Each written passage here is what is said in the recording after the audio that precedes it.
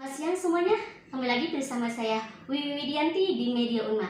Baik, di sini kita akan sedikit berbincang-bincang dengan dosen Fakultas Hukum dan Sosial. Di sini kita akan berbincang-bincang dengan Bu Ani.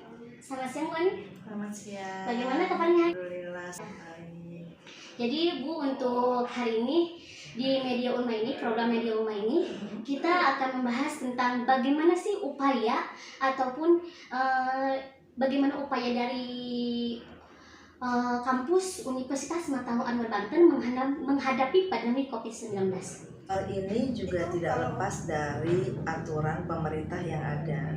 Nah, karena situasinya COVID, dia mengikuti aturan juga dari kementerian, berarti penanggulangan COVID.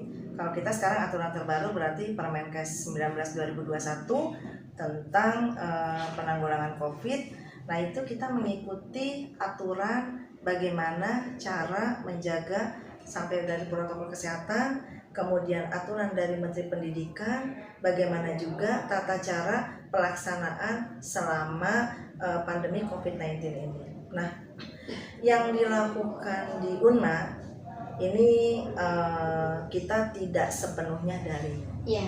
Kenapa? Karena pertama faktornya mahasiswa kita tidak semua di daerah pedesaan ini punya sinyal atau yang terakses internet dengan baik. Yeah. Sehingga kebijakan di kampus kita ini menerapkan 50% untuk daring, 50% untuk tatap muka gitu.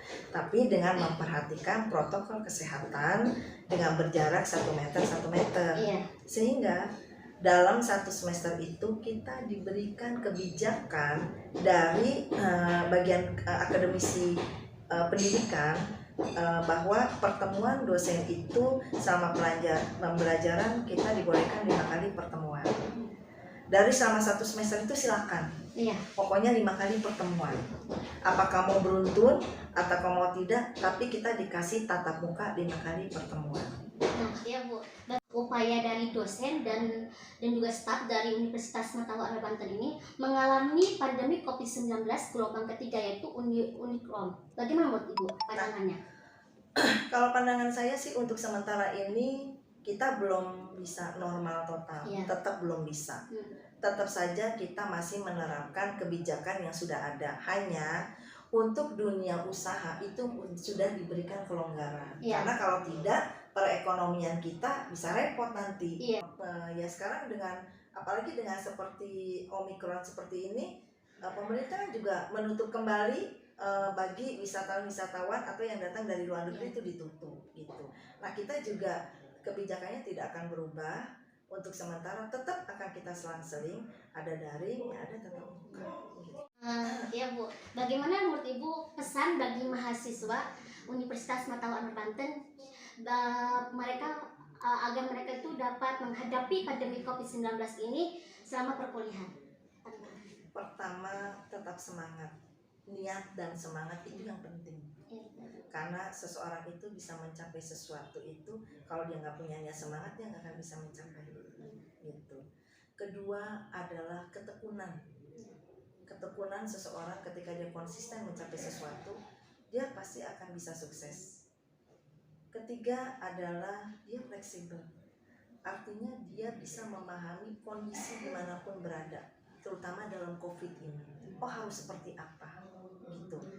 Jangan pernah dengan kondisi ini kita lari atau kita malah tidak konsen dengan tujuan yang utama. Jangan gitu. Nah, kemudian berikutnya adalah perbanyak akses dan jaringan. Karena dengan seperti itu, seandainya misalnya kita tidak bisa tatap muka atau apa, kita tetap punya koneksi pengetahuan perkembangan yang banyak dan tidak bahkan lebih berkembang.